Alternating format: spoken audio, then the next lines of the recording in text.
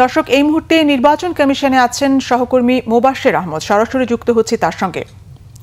মোবাশ্বের, প্রার্থীদের অভিযোগের বিষয়ে নির্বাচন কমিশন কি বলছে? নাজির, আপনি আমাকে যে প্রশ্নটি করেছেন সেটির উত্তর যদি আমি দিতে চাই তাহলে আমাকে বলতে হবে যে একদিন আগে যে ত্রয়োদশ জাতীয় সংসদ নির্বাচনটি হয়েছে সেটি কিন্তু বেশ শান্তিপূর্ণভাবে অনুষ্ঠিত হয়েছে এবং কিছু জায়গায় যে বিচ্ছিন্ন ঘটনা ঘটেছে সেসব জায়গা থেকেই প্রার্থীরা কিন্তু আসলে অভিযোগ নিয়ে আজকে সকালে এই নির্বাচন কমিশন অফিসে এসেছেন।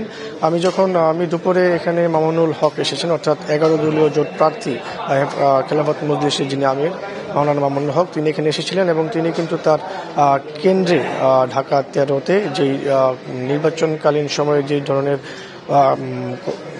সমস্যাগুলো হয়েছে সেটি তিনি এখানে জানিয়েছেন এবং তিনি বলেছেন যে ভোট গণনার সময় আসলে ওভার রাইটিং করা হয়েছে এবং ভোট গণনাকে কেন্দ্র করে বল প্রয়োগ করা হয়েছে বলে তিনি নির্বাচন কমিশনকে লিখিতভাবে জানিয়েছেন প্রমাণসহ।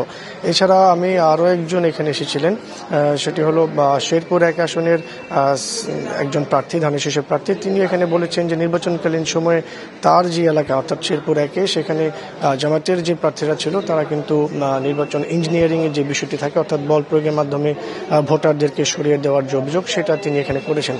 তো তারা এই অভিযোগগুলো এখানে করেছেন এবং যেটা নির্বাচন কমিশনের পক্ষ থেকে এখনও এই বিষয়ে কোনো প্রতিক্রিয়া জানানো হয়নি। আমরা তার অপেক্ষায় আছি, যদি কোনো প্রতিক্রিয়া জানায় সেটা আপনাদেরকে জানিয়ে দিতে পারবো। তো এই ছিল আমার কাছে নির্বাচন কমিশন থেকে সর্বশেষ। মোবাশ্বের, আপনাকে ধন্যবাদ। দর্শক, নির্বাচন কমিশন থেকে যুক্ত ছিলেন সহকর্মী মোবাশ্বের আহমেদ।